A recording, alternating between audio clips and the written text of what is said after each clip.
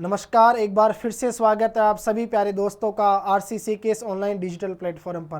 प्यारे दोस्तों, आज के इस सेशन में हम लोग बात करेंगे जनरल साइंस के एक इम्पोर्टेंट पार्ट यानी बायोलॉजी के अंतर्गत। दोस्तों, आज हम लोग पढ़ेंगे मनुष्य के शरीर में पाई जाने वाली ग्रंथियों के बारे में। और इसमें हम लोग दोस्तों सबसे महत्वपूर्ण चीज़ जानेंगे कि हमारे शरीर के अंदर किस प्रकार की अंतःस्रावी ग्रंथियाँ पाई जाती है और उनके द्वारा जो स्रावित हार्मोन होते हैं उनका हमारे शरीर में या हमारे जीवन में क्या योगदान होता है। तो चलिए दोस्तों, बिना विलंब किए मैं शुरुआत करना चाहूँगा आज के हमारे साइंस के नए सेशन की शुरुआत एक मोटिवेशनल क्वेट के साथ में कि नदी में गिरने से कभी किसी की मौत नहीं होती है, मौत तो तब होती है जब उसे तैरना नहीं आता। ठीक उसी प्रकार परिस्थितियाँ कभी भी हमारे लिए समस्या नहीं बनती, समस्या तो तब बनती है जब हमें परिस्थितियों से निपटना नहीं आता।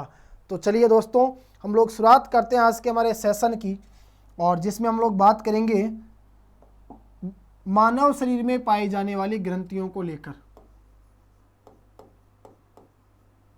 मानव शरीर में पाई जाने वाली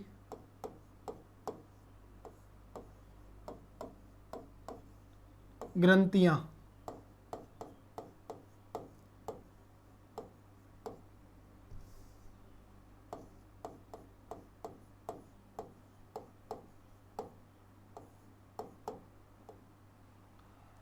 तो आज का हमारा टॉपिक है दोस्तों, हमारे शरीर में कौन कौन सी ग्रंथियां पाई जाती है, किस प्रकार से वो कार्य करती है और कौन से लिक्विड पदार्थों का वह स्राव करती है।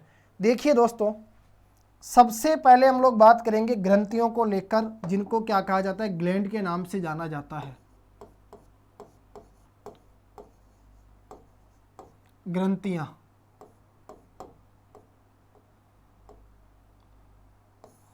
ग्लैंड्स।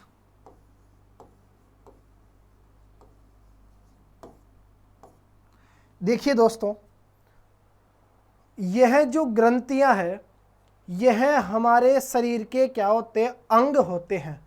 और हमारे शरीर के ऐसे अंग होते हैं जिनका निर्माण किससे होता है, स्रावी कोशिकाओं से निर्माण होता है।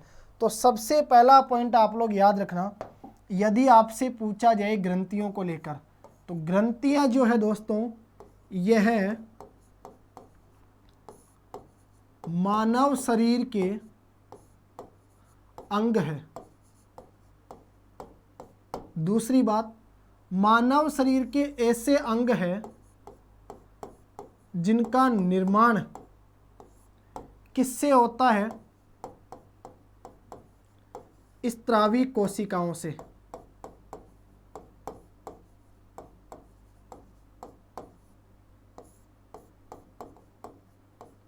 देखो, और एक और बात आती है कि ये जो ग्रंथियां होती है दोस्तों यह क्या करती है, विभिन्न प्रकार के तरल पदार्थों का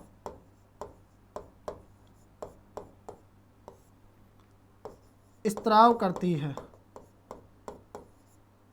देखिए, सबसे पहले हमने बात की ग्रंथियों को लेकर।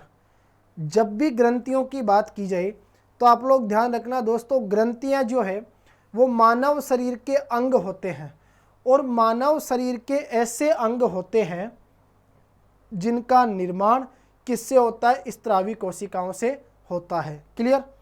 ग्रंथियां जो होती है दोस्तों यह विभिन्न प्रकार के तरल पदार्थों का क्या करती है, स्राव करती है। अब आपसे यहाँ पर एक इम्पोर्टेंट प्रश्न ये पूछा जाता है कि हमारे शरीर के अंदर यानी मानव के शरीर के अंदर जो ग्रंथियां पाई जाती है दोस्तों, यह ग्रंथियां कितने प्रकार की पाई जाती है। तो जब ग्रंथियों के प्रकार को लेकर हम लोग बात करते हैं तो ध्यान रखना, अगर बात करें ग्रंथियों के प्रकार की तो याद रखना ग्रंथियां जो होती है दोस्तों वो हमारे शरीर के अंदर कितने प्रकार की पाई जाती है, 3 प्रकार की पाई जाती है। 3 प्रकार की ग्रंथियां पाई जाती है हमारे शरीर के अंदर, और वो 3 प्रकार कौन कौन से हैं? तो सबसे पहला आता है दोस्तों हमारे पास में, सबसे पहला जो प्रकार है वो निकल के आ जाएगा आपका बहिस्त्रावी ग्रंथियां। बहिस्त्रावी ग्रंथियां,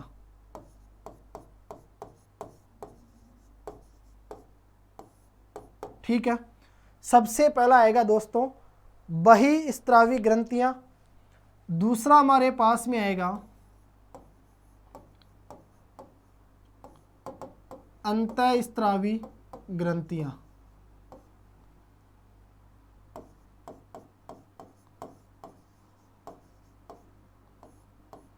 ठीक है, और तीसरा आएगा हमारा मिश्रित ग्रंथियां।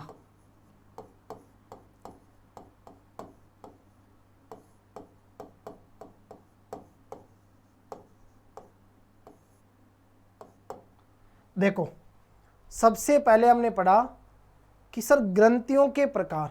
याद रखना दोस्तों, मानव के शरीर के अंदर जो ग्रंथियां पाई जाती है वो 3 प्रकार की होती है। सबसे पहली आती है आपके पास में बहिस्त्रावी ग्रंथियां, दूसरी आती है आपके पास में अंतःस्त्रावी ग्रंथियां, और जो तीसरी है वो आती है हमारे पास में दोस्तों मिश्रित ग्रंथियां। ठीक है, सबसे पहले बात करेंगे बहिस्त्रावी ग्रंथियों को लेकर। देखो, बहिस्त्रावी ग्रंथियों की अगर बात करें दोस्तों, तो बहिस्त्रावी ग्रंथियां जो होती है यह कैसी होती है? नलिका युक्त ग्रंथियां होती है। याद रखना, नलिका युक्त ग्रंथियां। पहला पॉइंट आप लोग याद कर लो कि बहिस्त्रावी ग्रंथियां जो होती है वो नलिका युक्त ग्रंथियां होती है, अर्थात इनके अंदर क्या पाई जाती है? नलिकाएं पाई जाती है। ठीक है, अब बहिस्त्रावी ग्रंथियां जिस तरल पदार्थ का स्त्राव करती है वह स्त्रावित पदार्थ क्या कहलाता है?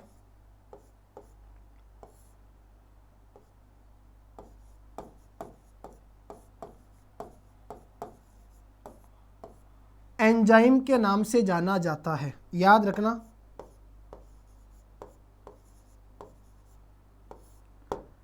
अगर आपसे प्रश्न पूछा जाए कि बताइए बहिस्त्रावी ग्रंथियां जिस तरल पदार्थ का स्त्रावण करती है वह क्या कहलाता है, तो आपका आंसर होगा बच्चों उसे किस नाम से जाना जाता है?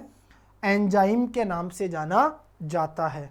ठीक है, अब देखो, यह जो एंजाइम है यह एंजाइम इन्हीं नलिकाओं के माध्यम से शरीर के विभिन्न अंगों तक क्या होता है? स्त्रावित होता है। ठीक है, अगर आपसे एग्जाम्पल पूछ लिया जाए कि बताइए बहिस्त्रावी ग्रंथियां कौन कौन सी हो सकती है, तो आपका आंसर होगा यहाँ पर, एक आप लोग कह सकते हैं दोस्तों स्वेद ग्रंथियां।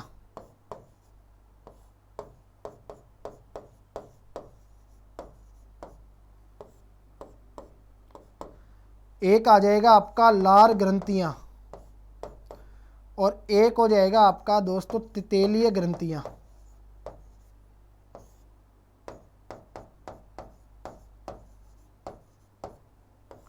ठीक है, तो देखो, सबसे पहले हमने बात करी बहिस्त्रावी ग्रंथियों को लेकर। याद रखना दोस्तों, बहिस्त्रावी ग्रंथियां जो होती है वो नलिका युक्त ग्रंथियां होती है, अर्थात इनके अंदर क्या पाई जाती है? नलिकाएं पाई जाती है। और बहिस्त्रावी ग्रंथियां जिस तरल पदार्थ का स्त्रावण करती है उस तरल पदार्थ को किस नाम से जाना जाता है? याद रखना, एंजाइम के नाम से जाना जाता है। ठीक है, अब ये जो एंजाइम है यह नलिकाओं के माध्यम से ही शरीर के विभिन्न अंगों तक क्या होते हैं? स्त्रावित होते हैं, यानी विभिन्न अंगों तक पहुंचते हैं। ठीक है, दूसरी चीज, बहिस्त्रावी ग्रंथियों के अगर एग्जाम्पल की बात करें तो आप लोग कह सकते हैं जैसे लार ग्रंथियां, श्वेत ग्रंथियां, और एक आपका आ जाएगा बच्चों ये आपकी तेलीय ग्रंथियां। ठीक है, तो ये तो हमने पढ़ा बहिस्त्रावी ग्रंथियों को लेकर। अब बात आती है दोस्तों अंतःस्त्रावी ग्रंथियों को लेकर कि अंतःस्त्रावी ग्रंथियां क्या होती है। देखो, अंतःस्त्रावी ग्रंथियों की अगर हम लोग बात करें तो सबसे पहली चीज़ याद रखना, अंतःस्त्रावी ग्रंथियां जो होती है यह नलिका विहीन ग्रंथियां होती है। नलिका विहीन ग्रंथियां, अर्थात हम लोग कह सकते हैं कि अंतःस्त्रावी ग्रंथियों के अंदर क्या नहीं पाई जाती है, नलिकाएं नहीं पाई जाती है। ठीक है। दूसरी चीज, अंतःस्त्रावी ग्रंथियां दोस्तों जिस तरल पदार्थ का स्त्रावण करती है, जिस तरल पदार्थ का स्त्रावण करती है उस तरल पदार्थ को क्या कहा जाता है,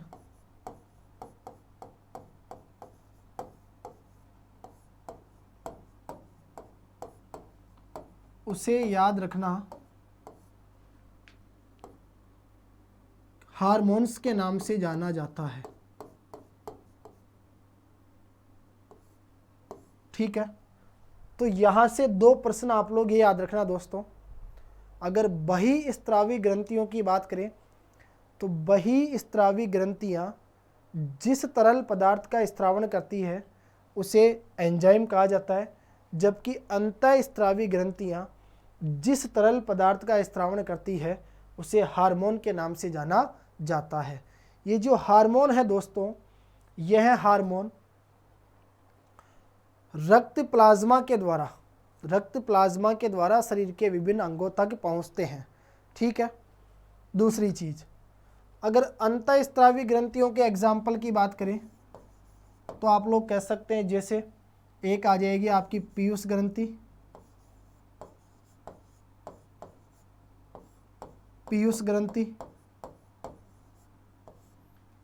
एक आप लोग ले सकते हैं दोस्तों अधिवृक्क ग्रंथि,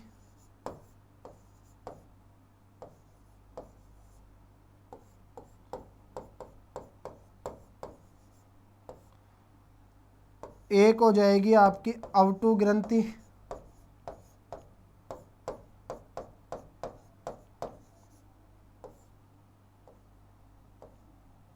इस प्रकार याद रखना। जैसे हो गई आपकी पीयूष ग्रंथि, अवटु ग्रंथि, अधिवृक्क ग्रंथि, ये सभी ग्रंथियां कैसी होती है दोस्तों, अंतःस्त्रावी ग्रंथियां होती है। ठीक है। फिर बात आती है मिश्रित ग्रंथियों को लेकर। मिश्रित ग्रंथि जो होती है दोस्तों वह वाहिका युक्त ग्रंथियां होती है। मिश्रित ग्रंथियां कैसी होती है, वाहिका युक्त ग्रंथियां होती है। इनको मिश्रित ग्रंथियां क्यों कहा जाता है, क्योंकि बच्चों ध्यान रखना, इनका एक जो सिरा होता है वो अंतःस्त्रावी होता है, जबकि दूसरा जो सिरा है वो बहिस्त्रावी होता है। इस कारण इनको क्या कहा जाता है, मिश्रित ग्रंथियों के नाम से जाना जाता है। यह वाहिका युक्त ग्रंथियां होती है। और अगर आपसे इसका एग्जाम्पल पूछ लिया जाए तो सबसे इम्पोर्टेंट चीज़ आप लोग यही ध्यान रखना दोस्तों, मिश्रित ग्रंथि का जो एग्जाम्पल है वो आपके सामने निकल के आ जाएगा अग्नाशय।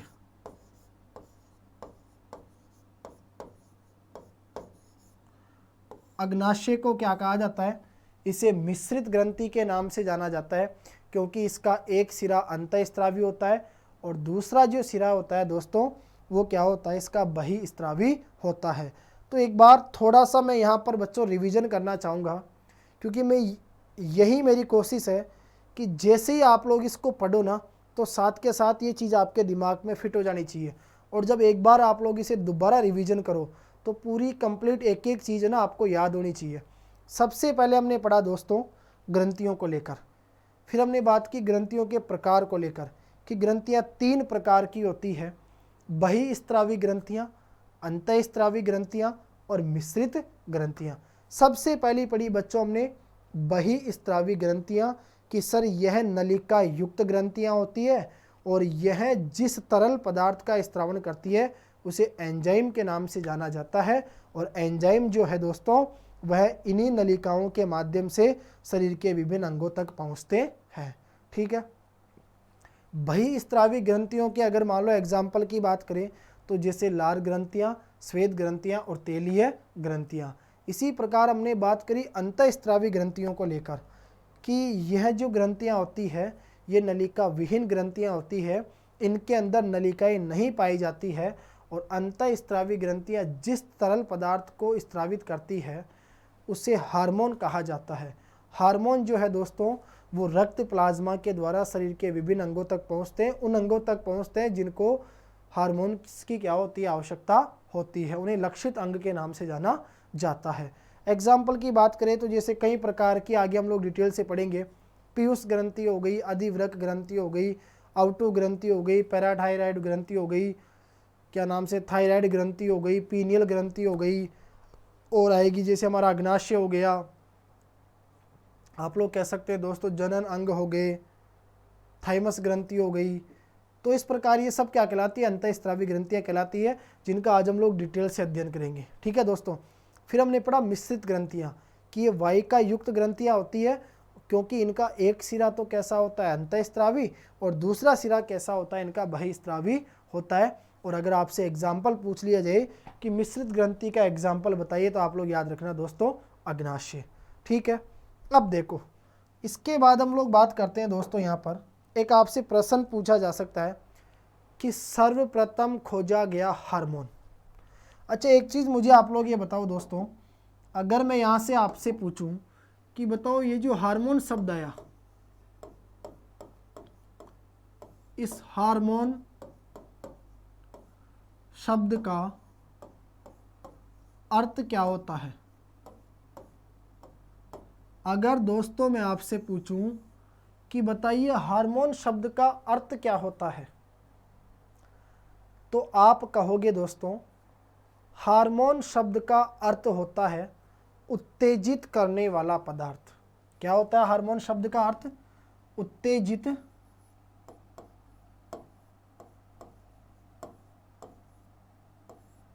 उत्तेजित करने वाला पदार्थ। ठीक है। दूसरी चीज, सर्वप्रथम यानी सबसे पहले, सर्वप्रथम खोजा गया हार्मोन। अगर पूछा जाए कि बताइए सबसे पहले कौन से हार्मोन को खोजा गया था, तो आपका आंसर आएगा दोस्तों सिक्रेटिन हार्मोन।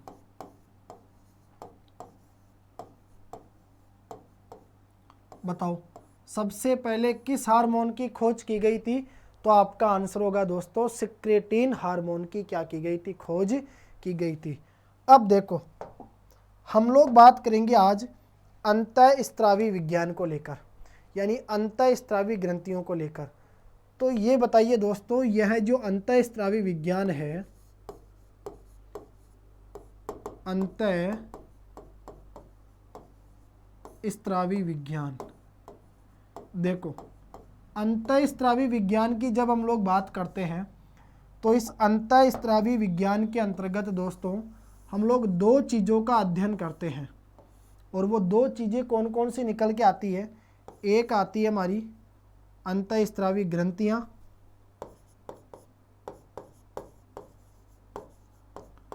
और दूसरा आता है अंतःस्रावी ग्रंथियों द्वारा स्रावित हार्मोन।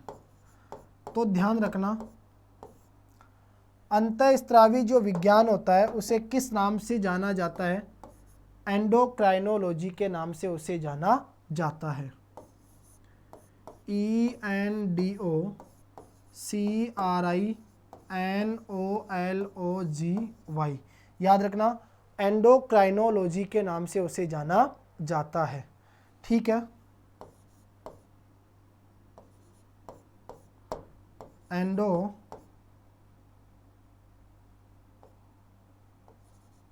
एंडोक्राइनोलॉजी।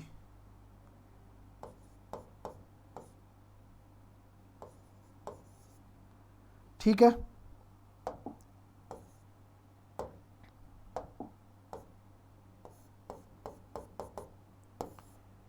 तो याद रखना दोस्तों, अगर आपसे पूछा जाए कि अंतःस्रावी विज्ञान, या हम लोग कह सकते हैं कि अंतःस्रावी ग्रंथियां और हार्मोन्स का जो अध्ययन है उसे क्या कहा जाता है, तो आपका आंसर होगा दोस्तों एंडोक्राइनोलॉजी के नाम से उसे जाना जाता है। एक यहाँ इम्पोर्टेंट प्रश्न आपका ये निकलता है कि बताइए एंडोक्राइनोलॉजी का जनक किसे कहा जाता है। एंडोक्राइनोलॉजी का जनक किसे कहा जाता है। अगर आपसे पूछ लिया जाए दोस्तों कि बताइए एंडोक्राइनोलॉजी का जो जनक है वो किसे कहा जाता है, तो आपका आंसर निकल के आएगा थॉमस एडिसन।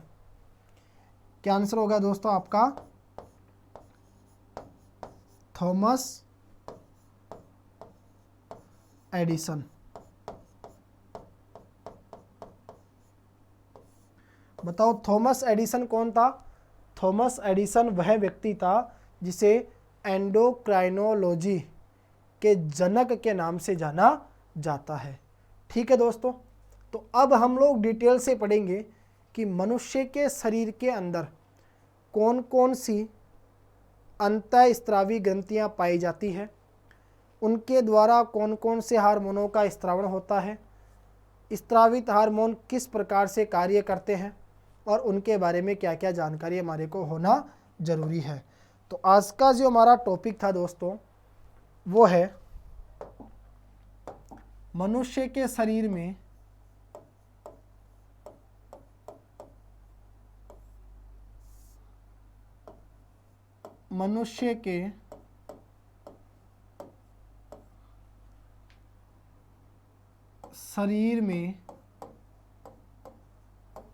पाई जाने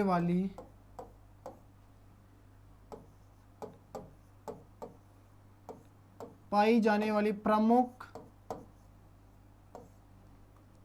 अंतःस्रावी ग्रंथियां।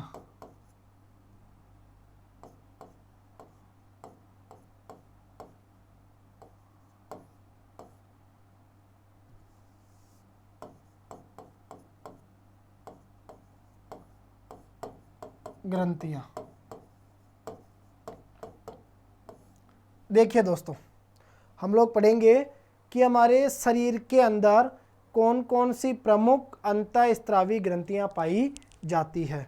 तो उनमें सबसे पहला नाम आता है दोस्तों हमारे पास में पीयूष ग्रंथि।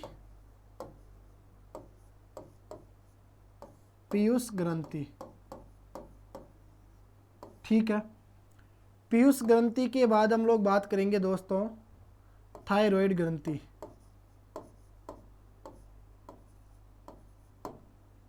थायराइड ग्रंथि,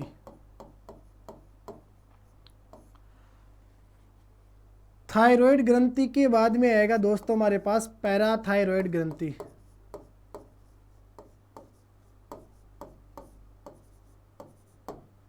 पैराथायराइड ग्रंथि,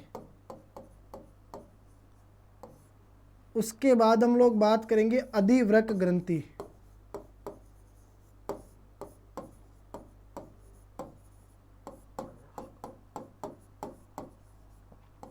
अधिवृक्क ग्रंथि के बाद पढ़ेंगे दोस्तों पीनियल ग्रंथि।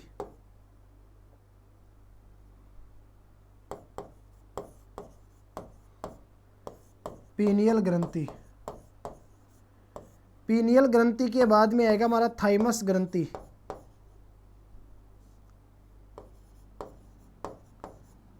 थाइमस ग्रंथि, ठीक है। थाइमस ग्रंथि के बाद हम लोग बात करेंगे दोस्तों जनन अंगों को लेकर।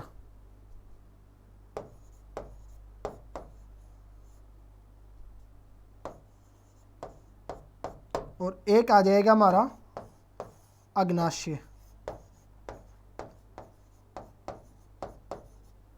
देखो यहां हमने पढ़ा दोस्तों कि मनुष्य के शरीर के अंदर कौन कौन सी प्रमुख अंतःस्रावी ग्रंथियां पाई जाती है, जिनके बारे में हम लोग दोस्तों डिटेल से अध्ययन करेंगे। तो कुछ नाम आपके सामने यहाँ पर दिखाई दे रहे हैं। पीयूष ग्रंथि, थायराइड ग्रंथि, पैराथायराइड ग्रंथि, अधिवृक्क ग्रंथि, पीनियल ग्रंथि, थाइमस ग्रंथि, जनन अंग और अग्नाशय। अब हम लोग यहाँ पर दोस्तों एक एक का बिल्कुल डिटेल से अध्ययन करते हुए चलेंगे। तो सबसे पहले हम लोग यहाँ पर बात करेंगे पीयूष ग्रंथि को लेकर। सबसे पहला आएगा दोस्त हमारा इंपॉर्टेंट पीयूष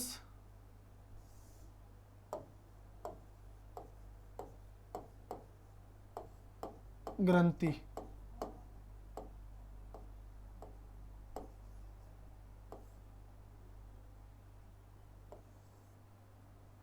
देखिए सबसे पहले आएगी दोस्तों हमारी कौन सी, पीयूष ग्रंथि।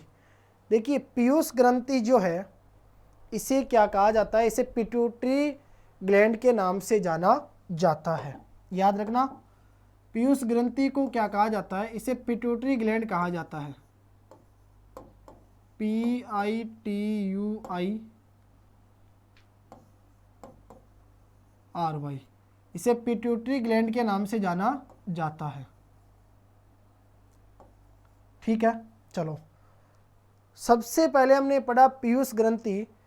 पीयूष ग्रंथि को पिट्यूटरी ग्लैंड के नाम से जाना जाता है, PITUITARY, पिट्यूटरी ग्लैंड। ठीक है, दूसरी चीज पीयूष ग्रंथि जो है दोस्तों, इस पीयूष ग्रंथि को क्या कहा जाता है, इसे छोटा मस्तिष्क कहा जाता है।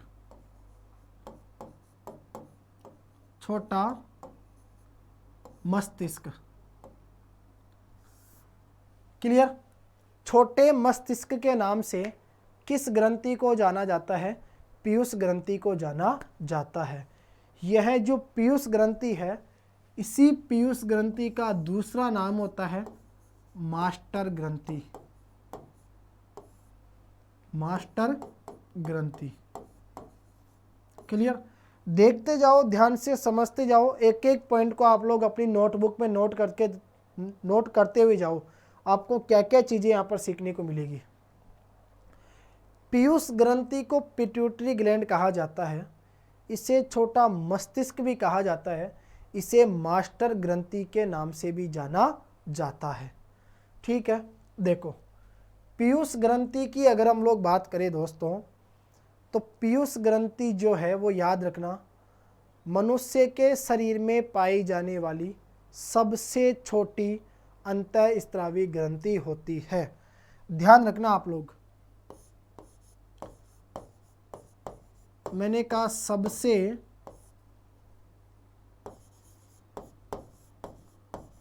छोटी अंतःस्रावी ग्रंथि होती है। ठीक है, सबसे छोटी अंतःस्रावी ग्रंथि कौन सी होती है, यही है पीयूष ग्रंथि। पीयूष ग्रंथि कहाँ पाई जाती है, तो याद रखना दोस्तों कपाल की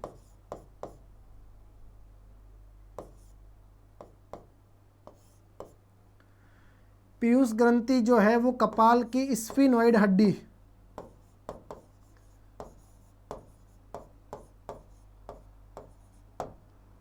कपाल की स्फिनोइड हड्डी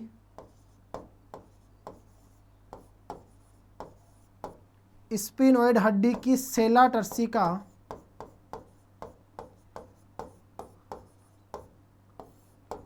नामक अस्थि गुहा में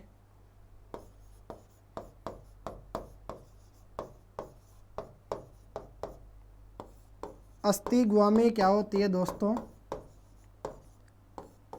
स्थित होती है। ठीक है, क्या देखा आपने कि सर पीयूष ग्रंथि को पिट्यूटरी ग्लैंड के नाम से जाना जाता है, इसे छोटा मस्तिष्क भी कहते हैं, इसे मास्टर ग्रंथि भी कहा जाता है, क्योंकि यह हमारे शरीर की सबसे छोटी अंतःस्रावी ग्रंथि होती है। पीयूष ग्रंथि कहाँ स्थित होती है दोस्तों, कपाल की स्फिनोइड, हमारा जो मस्तिष्क है उसका भाग होता है कपाल, इस कपाल की स्फिनोइड हड्डी की सेला टर्सिका नामक जो अस्थि गुहा होती है उसमें क्या होती है, स्थित होती है।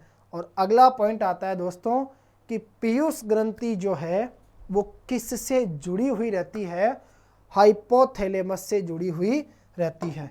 ध्यान रखना, यह जो पीयूष ग्रंथि है किससे जुड़ी हुई रहती है? हाइपोथैलेमस,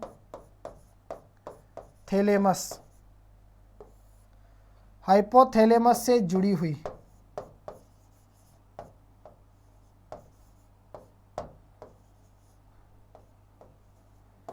रहती है।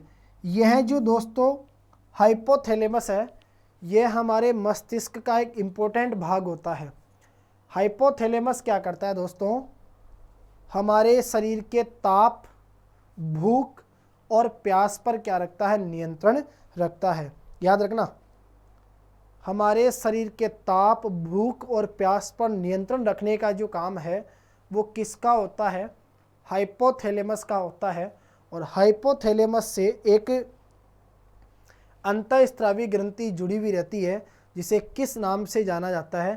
पीयूष ग्रंथि के नाम से जाना जाता है। और पीयूष ग्रंथि कहाँ पाई जाती है दोस्तों? हमारे मस्तिष्क के अंदर पाई जाती है। मस्तिष्क का एक भाग होता है कपाल, उस कपाल की अंदर एक स्फेनोइड हड्डी होती है और उस स्फेनोइड हड्डी की एक सेला टर्सिका नामक अस्थि गुहा होती है, जिसके अंदर कौन स्थित होती है? आपकी पीयूष ग्रंथि स्थित होती है। अब हम लोग बात करेंगे पीयूष ग्रंथि के द्वारा स्त्रावित हार्मोन कि यह जो पीयूष ग्रंथि है ये कौन कौन से हार्मोनों को स्त्रावित करती है। सबसे इम्पोर्टेंट ध्यान रखना, क्योंकि सबसे ज़्यादा यह है ना, देखो सबसे छोटी ग्रंथि है और सबसे ज़्यादा हार्मोनों का क्या करती है? यह स्त्राव करती है। बहुत सी चीज़ें यहाँ पर आपको है ना देखने को मिलेगी। तो अब हम बात करेंगे पीयूष ग्रंथि द्वारा स्त्रावित हार्मोन।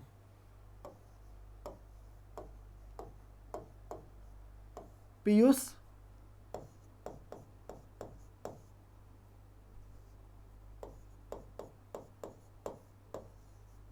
ग्रंथि द्वारा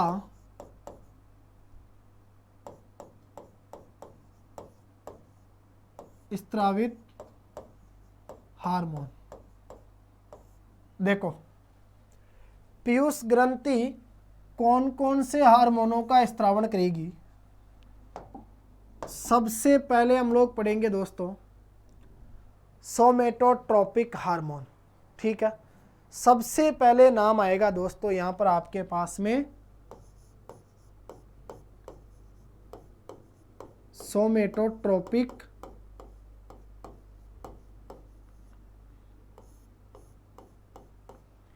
हार्मोन।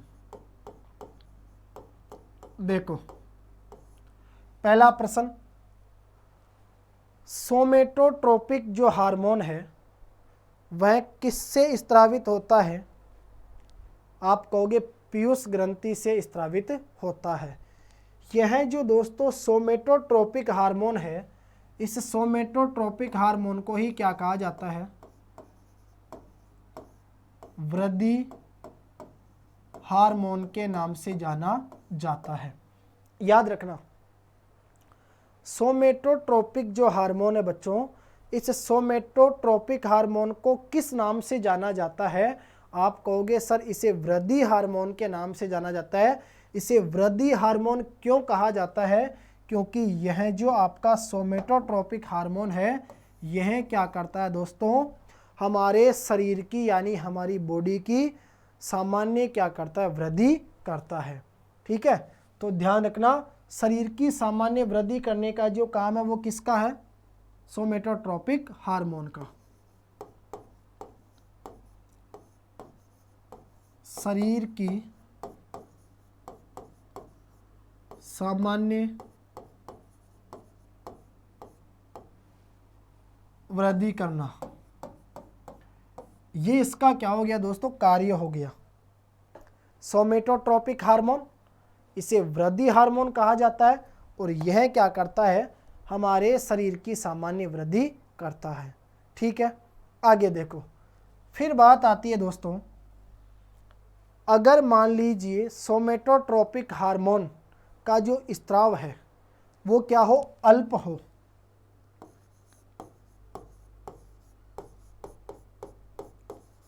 एक होता है अल्प स्त्राव, एक होता है अति स्त्राव। एक बार समझना, दोनों चीज़ों से आपको यहाँ पर क्या ध्यान में रखना है। देखो दोस्तों, अल्प का मतलब होता है बहुत कम, अति का मतलब होता है बहुत ज़्यादा। ठीक है, अगर मान लो कोई भी बच्चा हो, अगर उसके अंदर सोमेटोट्रोपिक हार्मोन अल्प मात्रा में स्त्रावित होगा, यानी बहुत कम मात्रा में स्त्रावित होगा, तो ध्यान रखना दोस्तों, उस बच्चे में कैसा लक्षण प्रकट होगा? बोनेपन का। कैसा होगा? बोनापन।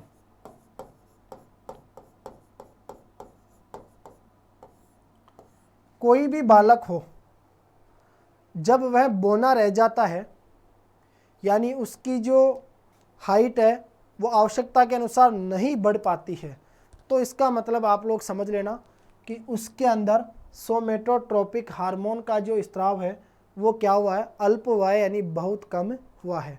और इसी प्रकार यदि मान लीजिए बाल्य अवस्था या किशोर अवस्था में, अगर बाल्य अवस्था या किशोर अवस्था में मान लीजिए अगर सोमेटोट्रोपिक हार्मोन का जो स्त्राव है वो क्या हो जाए? अति, यानी बहुत ज़्यादा हो जाए, तो उस कंडीशन में है ना क्या हो जाता है? अति कायिकता आ जाती है। अति कायिकता।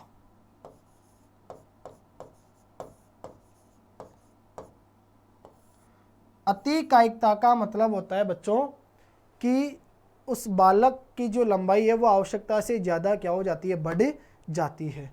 ठीक है, तो सबसे पहले हमने बात करी पीयूष ग्रंथि के द्वारा स्त्रावित हार्मोन्स को लेकर। सबसे पहला हार्मोन आपके सामने निकल के आया, सोमेटोट्रोपिक हार्मोन, जिसे वृद्धि हार्मोन के नाम से जाना जाता है। इसे वृद्धि हार्मोन क्यों कहा जाता है? क्योंकि यह हमारे शरीर की क्या करता है? सामान्य वृद्धि करता है। अगर मान लीजिए कोई बालक जिसके अंदर अगर सोमेटोट्रोपिक हार्मोन का अल्प स्त्राव हो, तो उसमें बोनापन का लक्षण आ जाता है। और बाल्यावस्था या किशोर अवस्था में यदि मान लीजिए किसी बालक बालिका में अगर सोमेटोट्रोपिक हार्मोन अति स्त्रावित हो, यानी बहुत ज़्यादा इसका स्त्राव हो, तो उसमें अति कायिकता आ जाती है, यानी उसकी जो लंबाई है वो आवश्यकता से ज़्यादा क्या हो जाती है? बढ़ जाती है।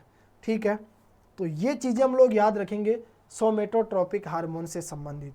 ठीक है, चलो आगे बात आती है दोस्तों हमारे पास में दूसरे नंबर पे। तो सबसे पहले तो हमने पढ़ा कौन सा? सोमेटोट्रोपिक हार्मोन। ठीक है, उसके बाद में आती है दोस्तों हमारे पास अगला आता है थायराइड प्रेरक हार्मोन। बताओ कौन सा आएगा?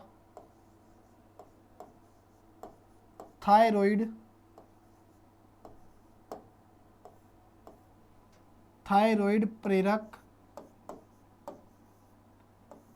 हार्मोन। अब देखो, अगर बात करें थायराइड प्रेरक हार्मोन की,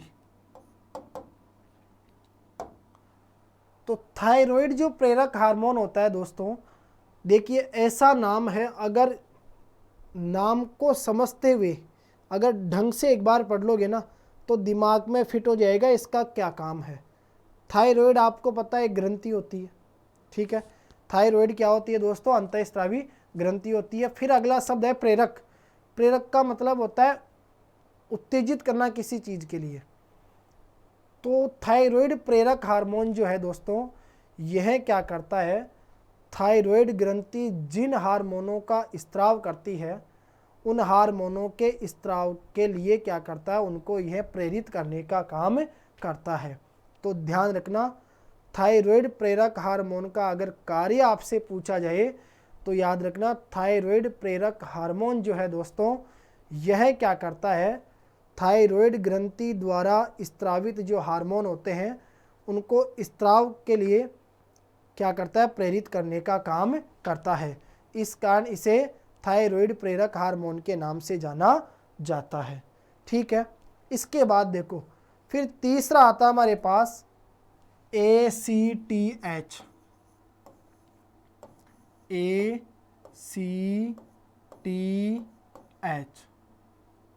इसे कहा जाएगा दोस्तों एड्रीनोकोर्टिकोट्रोपिक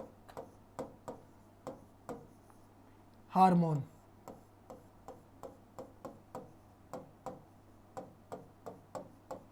देखो अगला नाम आपके सामने निकल के आया दोस्तों, एड्रीनोकोर्टिकोट्रोपिक हार्मोन।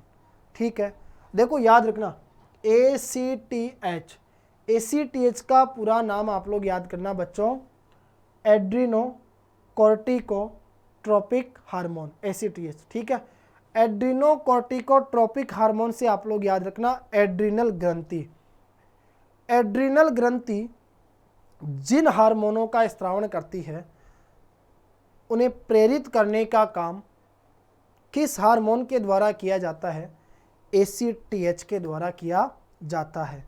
तो याद रखना एड्रीनल ग्रंथि द्वारा स्रावित हार्मोन, उनको क्या करने के लिए, प्रेरित करने का जो काम है वो किस हार्मोन के द्वारा किया जाता है? याद रखना दोस्तों ACTH, जिसे एड्रीनोकोर्टिकोट्रोपिक हार्मोन के नाम से जाना जाता है। ठीक है, इसके बाद में आती है, अगला आएगा हमारा पुटिका प्रेरक हार्मोन। अगला आ जाएगा बच्चों हमारा पुटिका प्रेरक हार्मोन।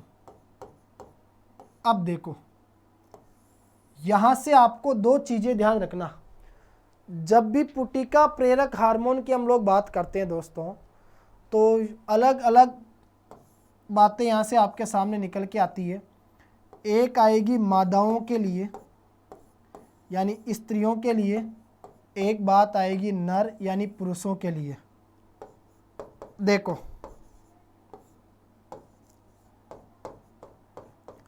और समझते हुए चलो, पुटिका प्रेरक हार्मोन, अगर मादाओं की बात करें बच्चों, स्त्रियों की, तो आपको पता है स्त्रियों के अंदर अंडाशय पाया जाता है और अंडाशय के अंदर है ना एस्ट्रोजन हार्मोन निकलता है। ठीक है, यानी आपको पता है मादा हार्मोन के नाम से किसे जाना जाता है? तो याद रखना मादा हार्मोन के नाम से एस्ट्रोजन को जाना जाता है। तो मैंने पढ़ा स्त्रियों के अंदर अंडाशय पाया जाता है और अंडाशय से एस्ट्रोजन हार्मोन निकलता है। ठीक है, तो उस एस्ट्रोजन हार्मोन को नियंत्रित करने का जो काम है वो किसके द्वारा किया जाता है? पुटिका प्रेरक हार्मोन के द्वारा किया जाता है। इसी प्रकार अगर बात करें पुरुषों की, तो पुरुषों के अंदर हमें पता है दोस्तों एक जोड़ी क्या पाए जाते हैं? वृषण पाए जाते हैं। पुरुषों की अगर हम लोग बात करें तो पुरुषों के अंदर एक जोड़ी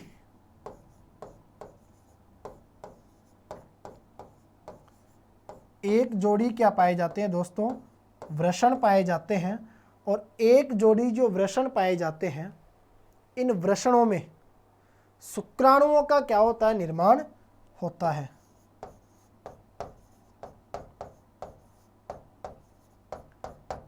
शुक्राणुओं का क्या होता है? निर्माण होता है। तो शुक्राणुओं के निर्माण को प्रेरित करने का जो काम है वो किसके द्वारा किया जाता है? पुटिका प्रेरक हार्मोन के द्वारा किया जाता है। तो यहाँ से आपको दो चीज़ें सीखने को मिली कि सर ये जो पुटिका प्रेरक हार्मोन है, अगर हम लोग स्त्रियों की बात करें तो स्त्रियों के अंदर है ना अंडाशय पाया जाता है और अंडाशय से एस्ट्रोजन हार्मोन का क्या होता है? स्राव होता है। ठीक है, तो उस एस्ट्रोजन हार्मोन पर नियंत्रण करने का जो काम है वो किसके द्वारा किया जाता है? पुटिका प्रेरक हार्मोन के द्वारा किया जाता है। इसी प्रकार यदि हम लोग बात करें किसकी, यहाँ पर पुरुषों की, तो पुरुषों के अंदर एक जोड़ी वृषण पाए जाते हैं और वृषणों में क्या होता है दोस्तों? शुक्राणुओं का क्या होता है? निर्माण होता है। ठीक है, तो शुक्राणुओं के निर्माण के लिए उसे प्रेरित करने का जो काम है वो कौन करता है? यहाँ पर पुटिका प्रेरक हार्मोन करता है। तो 4 हार्मोन तो यहाँ पर आपके सामने निकल के आ गए। 5वां आता है हमारे पास में लुटिजाइनिंग हार्मोन। ठीक है दोस्तों, तो अगला हो जाएगा आपका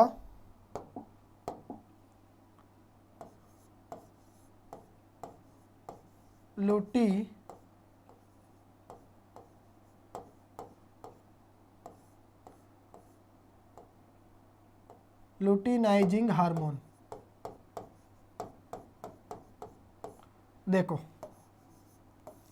पांचवा हार्मोन आएगा बच्चों आपके सामने लुटिनाइजिंग हार्मोन। ठीक है, अब देखो लुटिनाइजिंग हार्मोन की अगर हम लोग बात करें तो अभी अभी हमने पढ़ा कि सर स्त्रियों में यानी मादाओं में अंडाशय पाया जाता है और अंडाशय से एस्ट्रोजन हार्मोन का क्या होता है, स्राव होता है। तो यह लुटिनाइजिंग हार्मोन जो है ये क्या करता है दोस्तों, एस्ट्रोजन के साथ में मिलकर अंडाशय को अंडाणु मुक्त करने के लिए क्या करता है, प्रेरित करने का काम करता है। तो ध्यान रखना यह जो लुटिनाइजिंग हार्मोन है, लुटिनाइजिंग हार्मोन क्या करता है बच्चों, आपके एस्ट्रोजन के साथ मिलकर अंडाशय को अंडाणु मुक्त करने के लिए प्रेरित करने का क्या करता है, काम करता है। ठीक है, इसी प्रकार अगर बात करें पुरुषों की तो सबको पता है कि नर हार्मोन जो है वो कौन सा होता है, याद रखना टेस्टोस्टेरोन। ठीक है, टेस्टोस्टेरोन क्या होता है बच्चों, यह होता है आपका नर हार्मोन। और अगर आपसे पूछ लिया जाए कि मादा हार्मोन कौन सा होता है, मादा हार्मोन, तो मादा हार्मोन होता है हमारा एस्ट्रोजन। अब देखो टेस्टोस्टेरोन जो है इसे नर हार्मोन कहा जाता है। इसका निर्माण होता है किसमें, वृषणों में। तो टेस्टोस्टेरोन हार्मोन को प्रेरित करने का जो काम है वो किसका होता है दोस्तों, लुटिनाइजिंग हार्मोन का होता है। क्लियर। तो 5 आपके सामने हार्मोन आए। सबसे पहला आपने पढ़ा कौन सा, सोमेटोट्रोपिक हार्मोन। दूसरा आया थायराइड प्रेरक हार्मोन। तीसरा आया एड्रीनोकोर्टिकोट्रोपिक हार्मोन। चौथा आया दोस्तों आपका पुटिका प्रेरक हार्मोन। और 5वां आया आपका लुटिनाइजिंग हार्मोन। इसके बाद आगे हम लोग बात करेंगे दोस्तों, 6ठे नंबर पे आएगा आपका प्रोलैक्टिन हार्मोन। छठा आ जाएगा आपका कौन सा, 6ठे नंबर पे आ जाएगा दोस्तों आपका प्रोलैक्टिन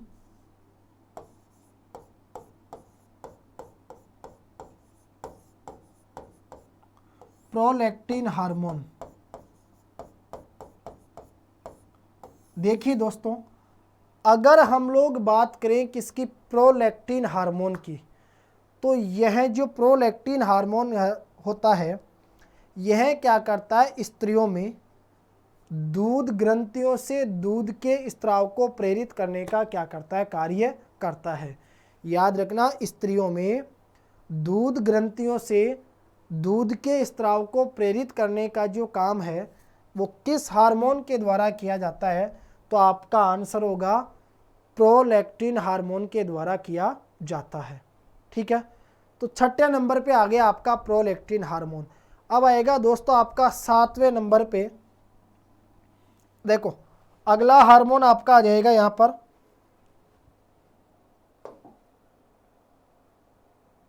मिलेनोसाइट प्रेरक हार्मोन। ठीक है बच्चों, तो अगला आ जाएगा आपका मिलेनोसाइट प्रेरक हार्मोन।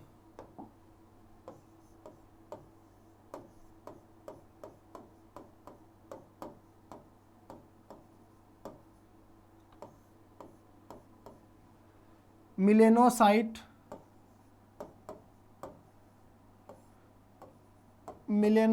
प्रेरक हार्मोन।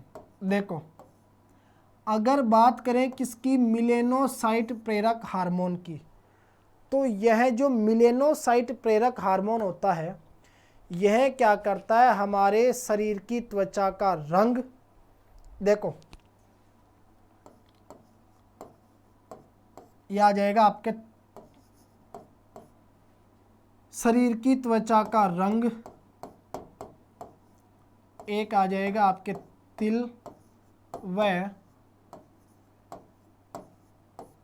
वचकते बनने को क्या करता है, प्रेरित करता है। ध्यान रखना दोस्तों, हमारे शरीर की यानी हमारी बॉडी की जो त्वचा है, उस त्वचा का रंग, तिल व चकते बनने को प्रेरित करने का जो काम है वो किस हार्मोन के द्वारा किया जाता है, तो आपका आंसर होगा मेलेनोसाइट प्रेरक हार्मोन के द्वारा किया जाता है। ठीक है, इसके बाद में आता है हमारे पास में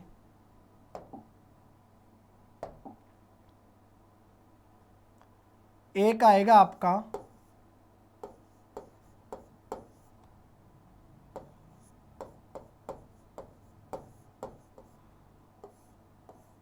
वेसोप्रेसिन हार्मोन।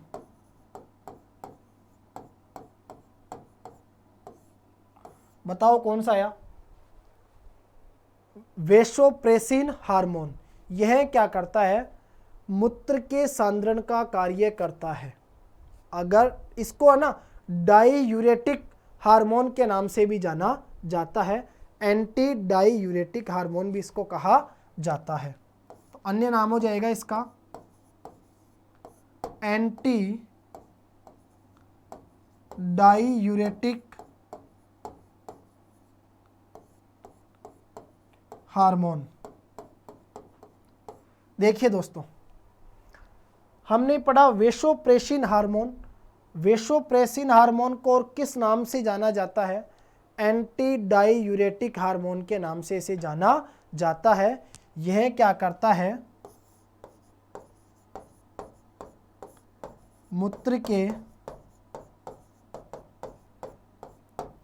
सांद्रण का कार्य करता है। याद रखना, हमारे शरीर के अंदर मूत्र के सांद्रण का कार्य किस हार्मोन के द्वारा किया जाता है, तो आपका आंसर आएगा दोस्तों वेसोप्रेसिन हार्मोन, जिसे एंटी डाईयूरेटिक हार्मोन के नाम से भी जाना जाता है। लास्ट एंड फाइनल सबसे इम्पोर्टेंट जो हार्मोन है वह आता है आपका ऑक्सीटोसिन हार्मोन। इम्पोर्टेंट है, याद रखना। मैंने कहा ऑक्सीटोसिन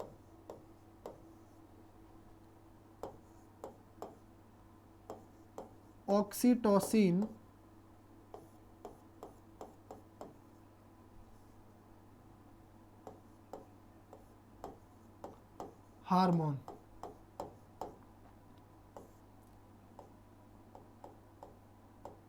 देखो, ऑक्सीटोसिन जो हार्मोन होता है दोस्तों, याद रखना, इस ऑक्सीटोसिन हार्मोन को और किस नाम से जाना जाता है,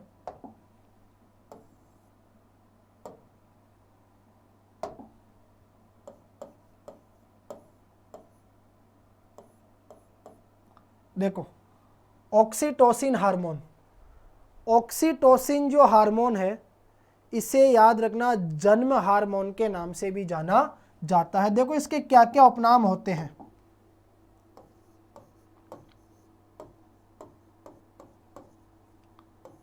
इसको आप लोग किन किन नामों से जान सकते हो।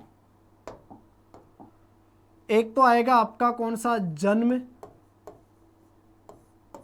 हार्मोन। ठीक है, एक तो आ गया दोस्तों आपका जन्म हार्मोन। दूसरा आप लोग कह सकते हो दूध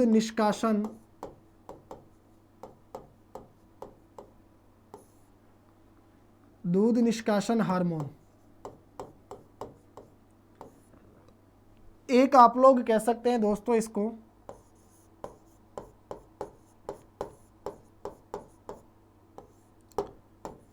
आलिंगन या प्रेम हार्मोन।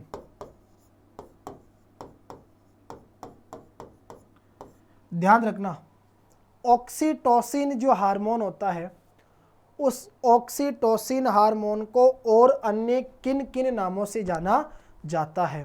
तो एक आपने पढ़ा बच्चों कि जन्म हार्मोन के नाम से इसे जाना जाता है, दूध निष्कासन हार्मोन भी इसे कहा जाता है, इसे आलिंगन या प्रेम हार्मोन के नाम से भी जाना जाता है।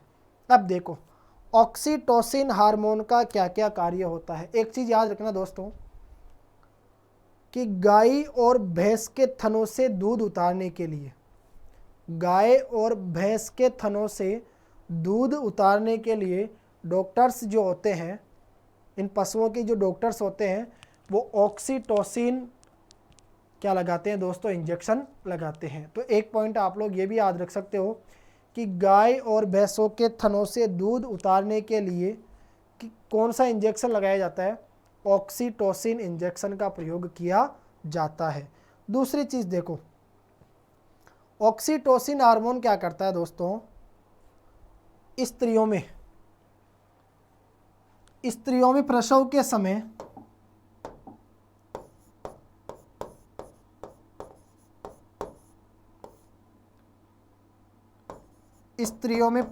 समय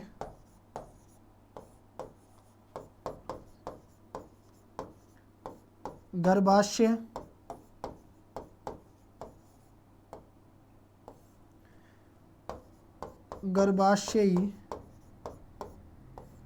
पेशियों के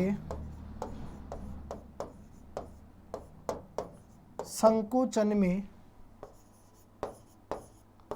मदद करता है। याद रखना, ऑक्सीटोसिन हार्मोन जो होता है यह स्त्रियों में क्या करता है, प्रसव के समय यानी बच्चे को जन्म देते समय गर्भाशयी पेशियों के संकुचन में क्या करता है, मदद करता है। जब शिशु का जन्म हो जाता है तो शिशु के जन्म के बाद स्त्रियों में उनकी जो दूध ग्रंथियां होती है स्तनों पर, उन दूध ग्रंथियों से दूध को निकलने के लिए क्या करता है, प्रेरित करने का काम करता है। कौन सा, ऑक्सीटोसिन हार्मोन। तो याद रखना, शिशु के जन्म के पश्चात स्त्रियों में दूध ग्रंथियों से दूध को स्त्रावित होने के लिए जो प्रेरित करने का काम है वो कौन करता है, ऑक्सीटोसिन हार्मोन करता है। एक आप लोग कह सकते हो कि स्तन ग्रंथियों के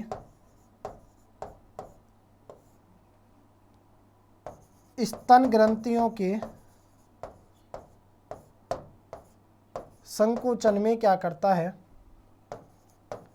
मदद करता है। ठीक है दोस्तों, ये सब चीज़ें आपको याद रखनी है, किससे संबंधित, ऑक्सीटोसिन हार्मोन से संबंधित।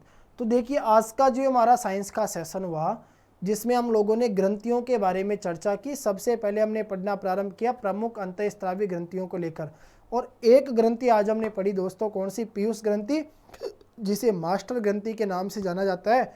और पीयूष ग्रंथि कौन कौन से प्रमुख हार्मोनों का स्त्रावण करती है और उन हार्मोनों के क्या क्या कार्य होते हैं, ये सब चीज़ें आज हमने पढ़ी।